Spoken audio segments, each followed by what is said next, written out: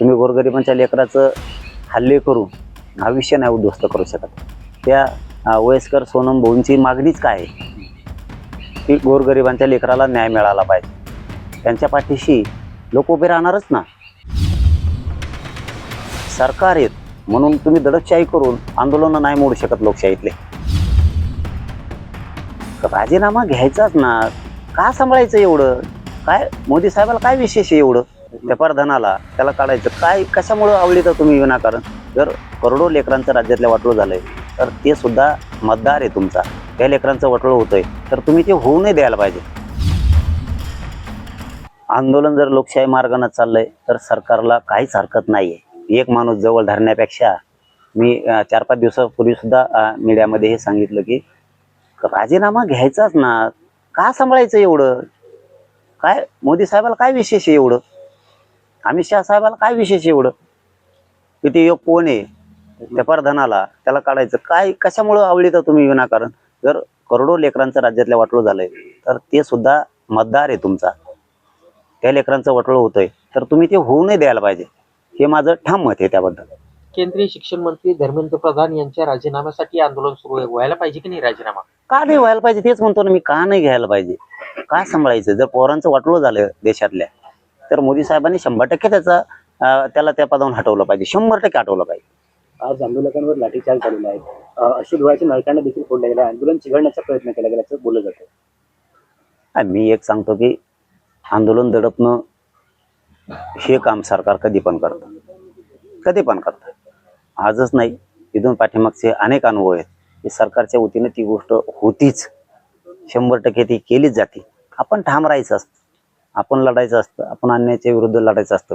आणि देशातल्या लाखो लेकरांचं जर वाटोळं झालं असेल तर सरकारनं सुद्धा त्या मंत्र्याचा राजीनामा 100% घेतला पाहिजे. अनेक ठिकाणाहून या आंदोलनाला पाठिंबा मिळतोय. अनेक नेते अभिनेते असतील, सगळेच येतात.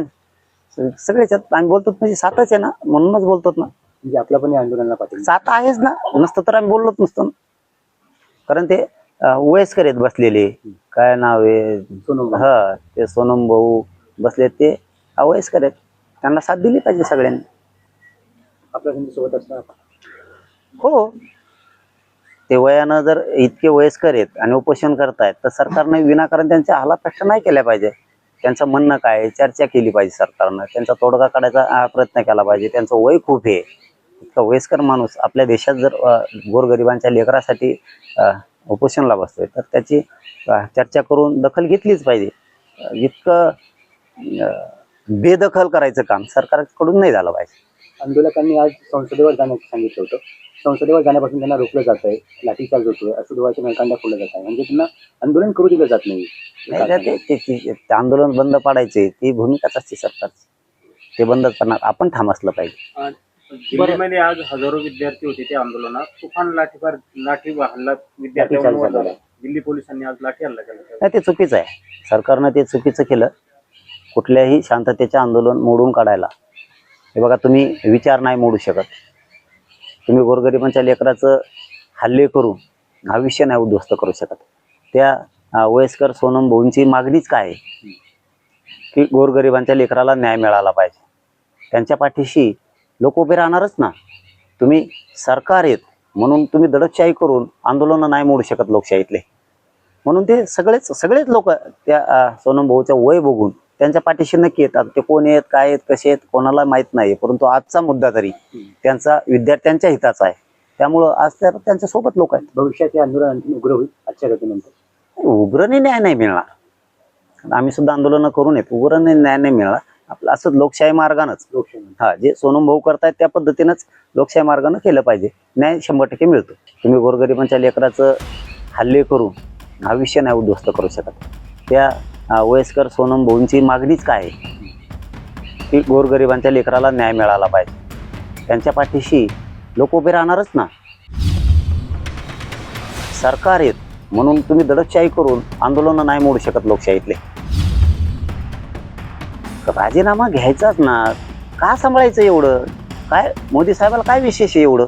त्या परधनाला त्याला काढायचं काय? कशामुळं आवडीचं तुम्ही विनाकारण? जर करोडो लेकरांचं राज्यातल्या वाटोळं झालंय तर ते सुद्धा मतदार आहे तुमचा. त्या लेकरांचं वाटोळं होतंय तर तुम्ही ते होऊ नाही द्यायला पाहिजे. आंदोलन जर लोकशाही मार्गाने चाललंय तर सरकारला काहीच हरकत नाहीये. एक माणूस जवळ धरण्यापेक्षा मी 4-5 दिवसापूर्वी सुद्धा मीडियामध्ये हे सांगितलं की राजीनामा घ्यायचाच ना, का सांभाळायचं एवढं? काय मोदी साहेबाला काय विशेष आहे एवढं? अमित शहा साहेबाला काय विशेष आहे एवढं? किती योग कोण आहे त्या प्रधानाला त्याला काढायचं काय? कशामुळं आवडीतं तुम्ही विनाकारण? जर करोडो लेकरांचं राज्यातल्या वाटलं झालंय तर ते सुद्धा मतदार आहे तुमचा, त्या लेकरांचं वाटलं होतंय तर तुम्ही ते होऊ नाही द्यायला पाहिजे. हे माझं ठाम मत आहे त्याबद्दल. केंद्रीय शिक्षण मंत्री धर्मेंद्र प्रधान यांच्या राजीनाम्यासाठी आंदोलन सुरू व्हायला पाहिजे की नाही राजीनामा? का नाही व्हायला पाहिजे तेच म्हणतो ना मी. का नाही घ्यायला पाहिजे? का सांभाळायचं? जर पोरांचं वाटलं झालं देशातल्या तर मोदी साहेबांनी 100% त्याला त्या पदावरून हटवलं पाहिजे, 100% हटवलं पाहिजे. आज आंदोलकांवर लाठीचार्ज झालेला आहे. अश्रू धुवाच्या नळकांना देखील फोडल्या गेल्या. आंदोलन चिघळण्याचा प्रयत्न केला गेल्याचं बोललं जातं. मी एक सांगतो की आंदोलन दडपणं हे काम सरकार कधी पण करतं.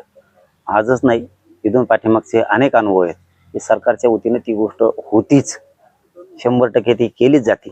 आपण ठाम राहायचं असतं, आपण लढायचं असतं, आपण अन्यायाच्या विरुद्ध लढायचं असतं. आणि देशातल्या लाखो लेकरांचं जर वाटलं झालं असेल तर सरकारनं सुद्धा त्या मंत्र्याचा राजीनामा 100% घेतला पाहिजे. अनेक ठिकाणी या आंदोलनाला पाठिंबा मिळतोय. अनेक नेते अभिनेते असतील, सेलिब्रिटीज असतील, सगळेच येतात, सगळेच येतात. आम्ही बोलतो म्हणजे सातच आहे ना, म्हणूनच बोलतो ना. म्हणजे आपला पण या आंदोलनाला पाठिंबा. सात आहेच ना, नसतं तर आम्ही बोललोच नसतो ना. कारण ते वयस्कर आहेत बसलेले, काय नाव आहे, ते सोनम भाऊ बसले, ते अवयस्कर आहेत, त्यांना साथ दिली पाहिजे सगळ्यांनी. आपल्या सोबत असणार. हो, ते वयानं जर इतके वयस्कर आहेत आणि उपोषण करतायत तर सरकारने विनाकारण त्यांच्या हालापेक्षा नाही केल्या पाहिजे. त्यांचं म्हणणं काय, चर्चा केली पाहिजे सरकारनं, त्यांचा तोडगा काढायचा प्रयत्न केला पाहिजे. त्यांचं वय खूप आहे, इतका वयस्कर माणूस आपल्या देशात जर गोरगरिबांच्या लेकरासाठी उपोषणला बसतोय तर त्याची चर्चा करून दखल घेतलीच पाहिजे. इतकं बेदखल करायचं काम सरकारकडून नाही झालं पाहिजे. आंदोलकांनी आज संसदेवर जाण्याचं सांगितलं होतं. संसदेवर जाण्यापासून त्यांना रोखलं जात आहे, लाठीचार्ज होतोय, अश्रू धुवाच्या नळकांड्या फोडल्या जात आहे. म्हणजे त्यांना आंदोलन करू दिलं जात नाही. ते आंदोलन बंद पाडायचे ती भूमिकाच असते सरकारची, ते बंद करणार आपण ठाम असलं पाहिजे. दिल्लीमध्ये आज हजारो विद्यार्थी होते त्या आंदोलनात. तुफान लाठी हल्ला विद्यार्थ्यांवर झाला. दिल्ली पोलिसांनी आज लाठी हल्ला केला. नाही, ते चुकीचं आहे. सरकारनं ते चुकीचं केलं. कुठल्याही शांततेचे आंदोलन मोडून काढायला, हे बघा तुम्ही विचार नाही मोडू शकत. तुम्ही गोरगरिबांच्या लेकराचं हल्ले करून आयुष्य नाही उद्ध्वस्त करू शकत. त्या वयस्कर सोनम भाऊंची मागणीच काय आहे की गोरगरिबांच्या लेकराला न्याय मिळाला पाहिजे. त्यांच्या पाठीशी लोक उभे राहणारच ना.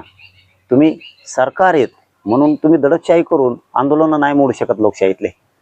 म्हणून ते सगळेच लोक त्या सोनम भाऊच्या वय बघून त्यांच्या पाठीशी नक्की येतात. ते कोण आहेत, काय आहेत, कसे आहेत कोणाला माहित नाही, परंतु आजचा मुद्दा तरी त्यांचा विद्यार्थ्यांच्या हिताचा आहे.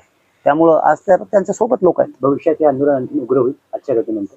उग्रने न्याय नाही मिळणार. आम्ही सुद्धा आंदोलन करून येत, उग्रने न्याय नाही मिळणार. आपलं असंच लोकशाही मार्गानंच, जे सोनम भाऊ करतायत त्या पद्धतीनंच लोकशाही मार्गानं केलं पाहिजे. न्याय 100% मिळतो.